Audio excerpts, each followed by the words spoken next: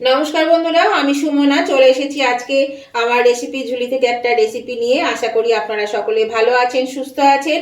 আজকে আমি আপনাদেরকে দেখাবো একটা সিমের রেসিপি। এইভাবে যদি সিম রান্না করেন তাহলে কিন্তু খেতে দুর্দান্ত হয়। তো দেখুন, এখানে আমি সিমগুলো ছাড়িয়ে নিয়েছি আর আপনাদের দেখাচ্ছি। এই যে শিরাটা থাকে, এই শিরাটা আমি ছাড়িয়ে নিলাম, কিন্তু এতটাই কচি যে শিরাটা কিন্তু ছাড়লো না। কিছু কিছু ছেড়েছে, কিছু কিছু কিন্তু ছাড়েনি। তো এই দেখুন, আর একটা সিমও দেখাচ্ছি। এইভাবে দেখুন ছাড়ছে না, কারণ এগুলো ভীষণ কচি সিম, সেই জন্য কিন্তু এগুলো একদমই ছাড়ছে না। তো এইভাবে প্রত্যেকটি সিমের শিরাগুলো কিন্তু ছাড়িয়ে নিতে হবে। আর আমি এখানে গোটা গোটা সিম রেখেছি। তো দেখুন, সিমগুলো কিভাবে বুঝবেন যে সিমে পোকা আছে কি নেই। সিমগুলোকে আলোর দিকে ঠিক এইভাবে যদি দেখেন তাহলে পরে বোঝা যায় যে পোকা আছে কি নেই। সেই জন্য সিমগুলোকে আলোর দিকে দেখবেন এইভাবে, তাহলেই বুঝতে পারবেন পোকা আছে কি নেই। এখানে আমি আমার পরিমাণ মতন সিম নিয়ে নিয়েছি, আপনারাও আপনাদের পরিমাণ মতন সিম নিয়ে নেবে। তাহলে চলুন, এই সিমটা আমি কি করে আজকে রান্না করব সেটা আমি দেখাচ্ছি আপনাদেরকে। এরকম বন্ধুরা, এখানে আমি একটা কড়াইয়ের মধ্যে একটু জল দিয়ে দিয়েছি, জলটা ফুটতে শুরু করেছে। এই সিমগুলোকে আমি প্রথমে একটু ভাপিয়ে নেব, এই মিনিট 3 মতন ভাপিয়ে নেব। তারপরে দেখতে থাকবেন আমি কি করব। 3 মিনিট আমি একটু ভাপিয়ে নিচ্ছি। দিয়ে দিচ্ছি হাফ চামচ মতন, হাফ চামচেরও কম একটু নুন। এই নুনটুকু সামান্য একটু নুন দিলেই কিন্তু হয়ে যাবে। দেখুন, এগুলো সব ভালো করে মিশিয়ে দিলাম। এবার আমি এটা ঢাকা দিয়ে দেবো। এরকম বন্ধুরা 2-3 মিনিট হয়ে গেছে, আমি ঢাকাটা খুলে দিলাম। আর দেখুন, এগুলো কিন্তু হয়ে গেছে। এটা কিন্তু একদম পুরোপুরি সিদ্ধ করা যাবে না, যেন একটু শক্ত শক্ত গোটা গোটা থাকে। তো গ্যাসটা আমি অফ করে দিলাম, আর এটা আমি জল থেকে ছেঁকে তুলে নিচ্ছি। আর দেখুন কি সুন্দর কালারটা কিন্তু এখনো ঠিকই আছে, সিমের কালারটা কিন্তু কোনো চেঞ্জ হয়নি। এই দেখুন, আমি এটা তুলে নিচ্ছি। এরকম বন্ধুরা, কড়াটা ধুয়ে নিয়ে আমি বসিয়ে দিয়েছি আর তেল দিয়ে দিয়েছি। তেল গরম হয়ে গেছে। এর মধ্যে দিয়ে দিয়েছি কালো জিরে হাফ চামচ, 2টো ছোট তেজপাতা আর ছোট ছোট 3টে শুকনো লঙ্কা ফোড়নে। এখানে কালো জিরের বদলে আপনারা পাঁচ ফোড়নও দিতে পারেন। তো দেখুন, এবার আমি এই সিমগুলো দিয়ে ভেজে নেব। দেখুন, এটা বেশ ভাজা হয়ে গেল। এবার আমি এর মধ্যে এই সিমগুলো দিয়ে দিচ্ছি আর আঁচটা মিডিয়ামে দিয়ে দিচ্ছি। আর এই সিমটা কিন্তু আমার 70% সেদ্ধ হয়ে গেছে। আর এই ভাজতে ভাজতে বাকি রান্না করতে করতে বাকি সিদ্ধটাও হয়ে যাবে। তো চলুন, এটা আমি এবার একটু ভেজে নিই ভালো করে। এরকম বন্ধুরা, সিমে কিন্তু দুটিতেই বেশ একটু রং ধরে গেছে, মানে ভাজা হয়ে গেছে। তো এবার আমি এর মধ্যে কিছু মশলাপাতি দিয়ে দেব। তো প্রথমেই দিয়ে দিচ্ছি আমি নুন, তারপরে দিয়ে দিচ্ছি সামান্য একটু হলুদ, খুব সামান্য। আর ঝাল অনুযায়ী একটু লঙ্কা বাটা, কাঁচা লঙ্কা বাটা। আর দিয়ে দিচ্ছি এখানে আমি পোস্ত বাটা। তো এইবার আমি এটা খুব ভালো করে নেড়ে দেব। এটাকে বেশ ভালো করে নেড়ে চেড়ে আমি একটু ঢাকা দিয়ে দেবো। তো এই সিমটা যদি করে খান এইভাবে রান্না করে, তাহলে কিন্তু খেতেও অসাধারণ লাগে।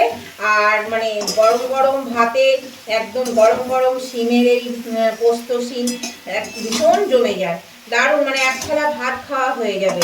আর রান্নাটা করতেও কিন্তু খুব তাড়াতাড়ি হয়ে যায়, খুব অল্প সময়ের মধ্যে এই রান্নাটা হয়ে যায়।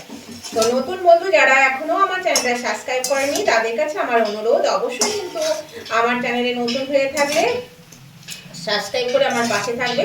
আর পাশে থাকা বেলটা অবশ্যই ক্লিক করে দেবে, তাহলে আমি যখনই আমার ভিডিও আপলোড করব নতুন নতুন, সাথে সাথে নোটিফিকেশন আপনাদের মোবাইলে পৌঁছে যাবে। আর সবার আগে আপনারা আমার ভিডিও দেখতে পাবেন। আর আমার উভয় বন্ধুদেরকেই বলছি যে রেসিপিটা দেখতে দেখতে যদি এখনো পর্যন্ত লাইক দিতে ভুলে গিয়ে থাকেন, তাহলে কিন্তু অবশ্যই লাইক বাটনটা প্রেস করে দেবেন। তাহলে একটা লাইক আপনাদের আমাকে এগিয়ে নিয়ে যেতে অনেকটা সাহায্য করে। আর আজকের রেসিপিটা যদি ভালো লেগে থাকে, যদি খুব ভালো লেগে থাকে, তাহলে কিন্তু আপনাদের বন্ধু বান্ধব আত্মীয় স্বজন সকলেই যাতে পেয়ে যায়, তার জন্য কি করতে হবে, প্রচুর পরিমাণে কিন্তু শেয়ার করে দিতে হবে।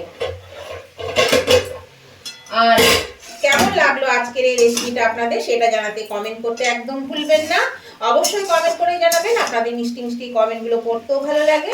আর আপনাদের একটা কমেন্ট আমাকে পরবর্তী রেসিপি বানাতে অনেকটাই উৎসাহিত করে। তাহলে দেখুন, এটা কিন্তু কথা বলতে বলতে আমার নাড়াচাড়া হয়ে গেল। এবার আমি এর মধ্যে দিয়ে দেব সামান্য একটু জল। এখানে মিক্সি বাটি ধোয়ার জলটা, পোস্ত বাটার যে জলটা ছিল সেই জলটা আমি এর মধ্যে দিয়ে দিলাম। এবার আমি এটা ঢাকা দিয়ে দেব। এটা নেড়ে চেড়ে দিয়ে আমি একটু ঢাকা দিয়ে দেবো। এই মিনিট 5 জন্য ঢাকা দিয়ে দেবো, কারণ এটা তো সেদ্ধ হয়ে এসছে, 5 মিনিটও লাগবে না, খুব তাড়াতাড়ি কিন্তু শিমটা হয়ে যাবে। আর ভীষণই কচি শিম, সেই জন্য খুব তাড়াতাড়ি সেদ্ধ হয়ে যাচ্ছে। এখন তো নতুন শিম উঠেছে, খুব কচি কচি শিম। আমি কিন্তু আঁচটাকে মিডিয়ামে দিয়ে এটা আমি ঢাকা দিয়ে দিচ্ছি। এরকম বন্ধুরা আমি ঢাকাটা খুলে দিলাম। দেখুন এটা কিন্তু হয়ে গেছে, শিমটা পুরো সিদ্ধ হয়ে গেছে। আমি একটু নাড়াচাড়া করে নিচ্ছি।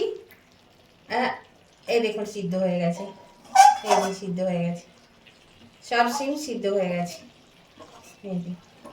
তো এর মধ্যে আমি দিয়ে দিচ্ছি একটু স্বাদ অনুযায়ী চিনি, যেহেতু এটা নিরামিষ সেই জন্য একটু চিনি দিলে খেতে কিন্তু ভালো লাগে। আর দিয়ে দিচ্ছি 2 চেরা কাঁচা লঙ্কা, আর দিয়ে দিচ্ছি একটু ধনে পাতা। ধনে পাতাটা শীতকালে তো ভীষণই ভালো লাগে না সব রান্নাতেই, সেই জন্য একটু ধনে পাতা দিয়ে দিলাম। তো এবার আমি এটা ভালো করে একটু নাড়াচাড়া করে নেব। যেহেতু চিনিটা দিয়েছি, আঁচটা আমি এবার বাড়িয়ে দিচ্ছি। বাড়িয়ে দিয়ে এটাকে একটু নাড়াচাড়া করে নিচ্ছি। চিনিটা এক্ষুনি গলে যাবে। দেখুন কত সুন্দর, কত তাড়াতাড়ি কিন্তু এই রেসিপিটা হয়ে গেল, খুব সহজেই কিন্তু এটা হয়ে যায়। তো চলুন এটা আমি এবার নামিয়ে নিই। এটা হয়ে গেছে, এটা কিন্তু আমি এবার নামিয়ে নেব। আর এটা কিন্তু ঝোল ঝোল হবে না, এরকম একটু বেশ মাখা মাখা হবে। মাখা মাখা খেতে কিন্তু খুব ভালো লাগে। তো চলুন আমি গ্যাসটা অফ করে দিলাম। এবার আমি এটা নামিয়ে নিচ্ছি। এই বন্ধুরা আমি এটা নামিয়ে নিয়েছি। আর এটা কিন্তু সত্যি খুব ভালো হয় খেতে। আপনারা তো সবাই করেই খানই, তবু আমি কি করে করলাম সেটাই আপনাদের সঙ্গে শেয়ার করলাম। তো আপনারাও একবার এভাবে করে খেয়ে দেখবেন, খুবই ভালো লাগবে খেতে। তাহলে নতুন বন্ধুরা অবশ্যই কিন্তু আমার চ্যানেলটা সাবস্ক্রাইব করে আমার পাশে থাকবেন, আর পাশে থাকা বেলটা অবশ্যই ক্লিক করে দেবেন। আর আমার উভয় বন্ধুদেরকে বলছি যে আপনারা কিন্তু লাইক শেয়ার কমেন্ট করতে একদম ভুলবেন না।